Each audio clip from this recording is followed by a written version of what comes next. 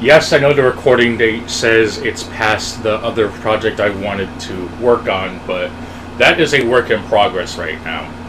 It'll probably be finished by the time this is uploaded, or if not, just wait patiently, you dumb fuck. Today, I want to talk about a little niche video game called Warp Drive. It's a racing game that I'm sure a lot of people are going to make comparisons to F-Zero or Wipeout. I'm always on the lookout for racing games that have 4-player split screen because it's one of the last few genres that isn't particularly shy of including local multiplayer. But unfortunately, I have found a real fucking stinker. But because I have to be positive, whether it be fake or reinforced, positive on this channel, let's wrap our heads around the concept of love. Warping. No, not that warping. There you go. This is a racing video game that literally has no story. Apparently the developers of this game have worked on another game that has met similar fates where it has good ideas but bad executions, and we can already tell how well that sort of thing goes. Whether it be Mindjack or a certain From Software video game known as... What, 2000 say Elden Ring? No, what are you retarded? I'm talking about their other better game, Eternal Ring, which rhymes with Doog Eternal. Aren't I just the worst? Warp Drive is a type of video game that even if it is considered complete, is sure as shit lacking, and that is honestly a pretty bad sign for people these days to accept the slightly lowest bar of mediocrity. You have a character whose name is Larry. Yeah, Larry. And he essentially acts as a little tutorial dude, giving you basic information on the game modes and how things work. Now, I want you to keep in mind that this game was originally released on Steam at least half a decade ago. And I have come around to playing this game on the Xbox Series X, which has Series X improvements, so yeah, keep that in mind. A PC game that's technically 5 years old, got a console port, I'm not sure when the dates are, and this is what $25 asks of you. Yeah, this is gonna get pretty bad. You have up to 4-player split screen, okay, that's always good. I don't like racing games that do not offer 4-player split screen. Any racing game, whether it be hot or popular or new, whatever, if it only allows up to 2, that is a cardinal sin that I have zero tolerance for. What fun is a racing game you can only play with 2 people? The only exception to that rule is Jack X Combat Racing, as it is truly one of the best video games that Hugo Barn ever had involvement with, and is why it was thrown to the curbside in The Last of Us, Ellie's Left Behind. The game has 3 main modes. You have a survival mode, in which you have to partake in a seemingly randomly generated assortment of courses, with every other race having an objective mode, and that was the entire game on the PC version. Yeah, that's pretty bad. Then you have your tournament mode, which essentially allows you to select from a series of cups, and getting 3rd or better, or the later ones, first, yeah, just first. You will then unlock a new cup to play in, and that's it. Challenge mode essentially allows you to practice from the randomly selected survival mode. Big shock. Now, I'm gonna be honest. When I first played this game, I was kind of intrigued, mainly due to the fact that the game has a interesting hybrid of F-Zero and whatever other game people want to compare it to. I'm just gonna be honest. This is certainly no F-Zero or Wipeout. It's just a slightly faster Mario Kart skin, but there is some things that are good about this game. The weapon balancing is certainly a lot better than just about every other Mario game besides Super Mario Kart. Let's be honest, the blue shell ruins everything, and even the lightning as bad as it wasn't something you can just get right out of your ass. Especially if how the power-up system in that game worked, but I'll digress. You have 4 power-ups. You have the missile, you have a turbo boost, a mine, and some sort of warp drive, I guess you're gonna call it. The boost is a fairly interesting specimen.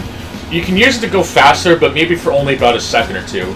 This brief period of time while you're boosting, you can also go through opponents, and even though the game doesn't really explain it to you, there are parts of the tracks that you can use to your advantage or disadvantage if you use the warping mechanism, which in turn allows you to access the shortcuts, or if you use them at the wrong time, you'll end up falling through a different floor. This essentially allows you to play various mind games with other fellow racers, as you can essentially use the environment and timing to your advantage.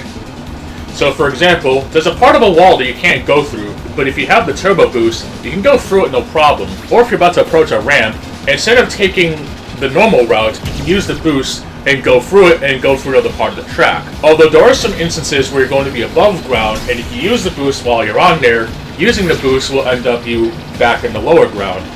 It's a surprisingly interesting dynamic which I haven't really seen in other games, to be honest. Even the mines that are placed, if you use the boost, you can essentially destroy it. I haven't tested it long enough to see if you can use the boost to avoid the missiles, but I imagine the boost, even as simple as it is, has a lot of usefulnesses, if that's even a word. And it's actually very interesting, to say the least. The mines and the missiles, unfortunately, aren't as creative. They just essentially allow you to fire one missile and one mine, and unlike in something like Mario Kart or even another video game that tried to copy Mario Kart but actually ended up being a lot better and made by an actual better studio. That is until Activision shut them down. Piece of shit.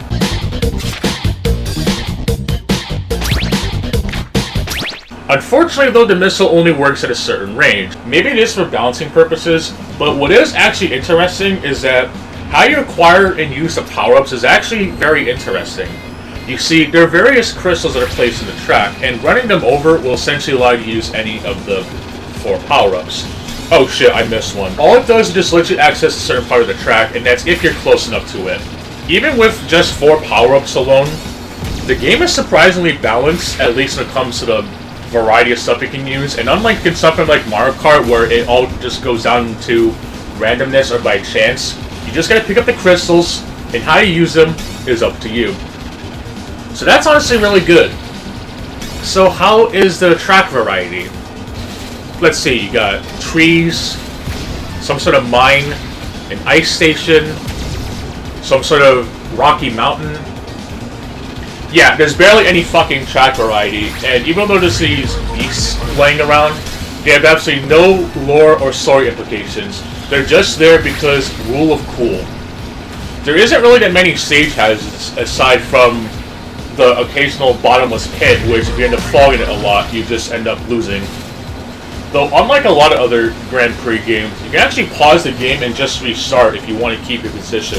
This is usually not a thing in other games because they actually want you to well earn your spot. And even something like with F-Zero, even F-Zero GX, probably the best racing game we're ever going to get by Nintendo. Yeah, I went there. I don't care. Mario Kart World can fuck off. And unfortunately, Climax is not as good, but it truly was the climax of the F-Zero series. Going back to where it started. But anyway.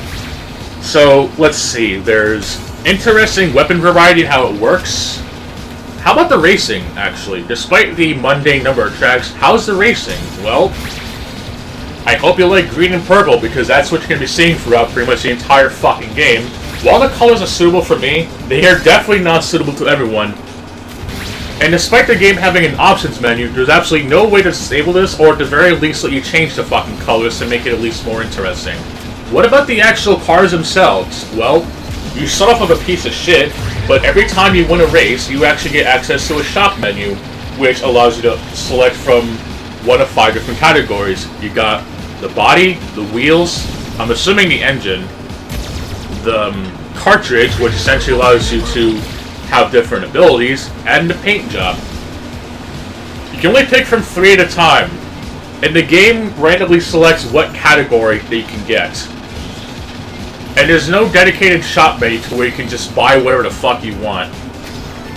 And of course, just like any other game out there, this game has a fucking rarity system, with mythical being the golden parts, and they're pretty much the only parts that are worth using for the vehicles. The cartridges are dependent, but I do know that one of the cartridges that you can get allows you to start with 3 crystals at the start of each race, compared to having a maximum count. And there's other abilities I haven't really tested with because, well, I just don't think it's worth the grind.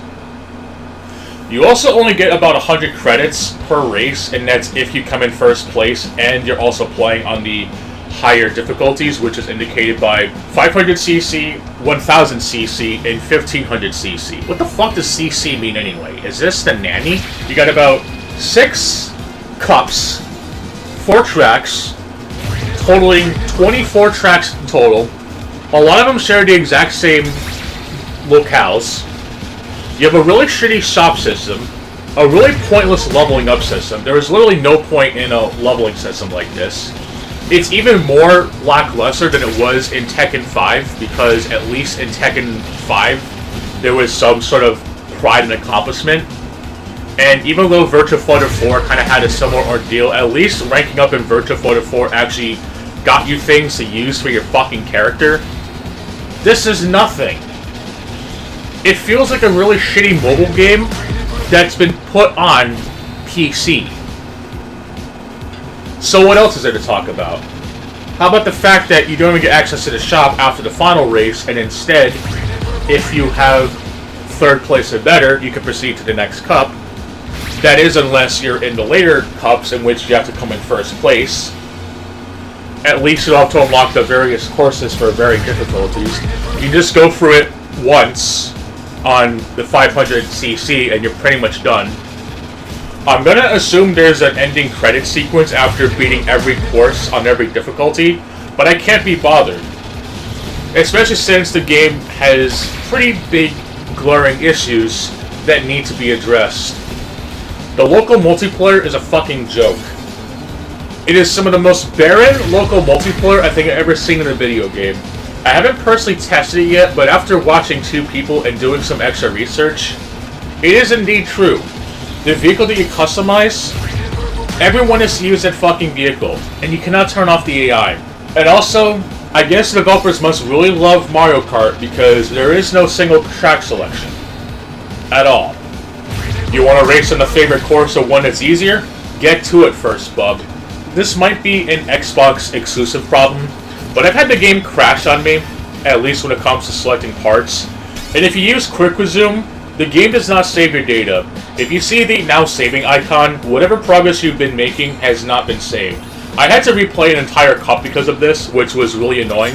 And I don't know why a game like this that is 5 years old has a pretty big game-breaking bug like this. You would think this would be something that'll be ironed out. No slumping, get the beats bumping. Get up and keep the party jumping. No slumping, get the beats bumping. Get up and keep the party jumping. The only other thing left to talk about is that this game's music is composed by the one and only legendary Hideki Naganuma, who you may know as the composer for the Jet Set radio games, which is honestly a pretty impressive feat. Probably more impressive than the other game that was also on the Switch that got the guy who did the F-Zero GX announcer voice. Except that game was actually a lot more stimulating and better. This one was made for a quick cash grab, and actually has a talented musical artist who may or may not still be going crazy in the world of the Abyss. I hope to God that the fucking Jet Set Radio reboot or whatever Sega is doing is going to be good, but after seeing what they've done with Shinobi, I just can't be bothered to at this point. And especially the bullshit with Crazy Taxi, my hopes are going down day by day, just like in Rambo First Blood Part 2. Oh well. So yeah, all that bullshit is $25 on the Xbox. Keep this in mind. Only 24 courses with 6 cups. A game that essentially copies Mario Kart with the fucking drifting to boot, which I don't even want to talk about that because I'll be called an autistic retard if I complain about a drifting mechanic that Crash Team Racing did just so much better, but I'll fucking digress. And everything else in between. I didn't run into that many glitches, but the ones I did run into were pretty bad, and the very mediocre gameplay, I cannot be bothered to stomach this. So, yeah, this game sucks. It's not worth it on PC, it's not worth it on the consoles. The only good thing it has going for it is the music composer, but you can probably listen to the music on YouTube or Spotify or whatever, or even buy his music on somewhere else for free. Do not bother with this game. This game sucks.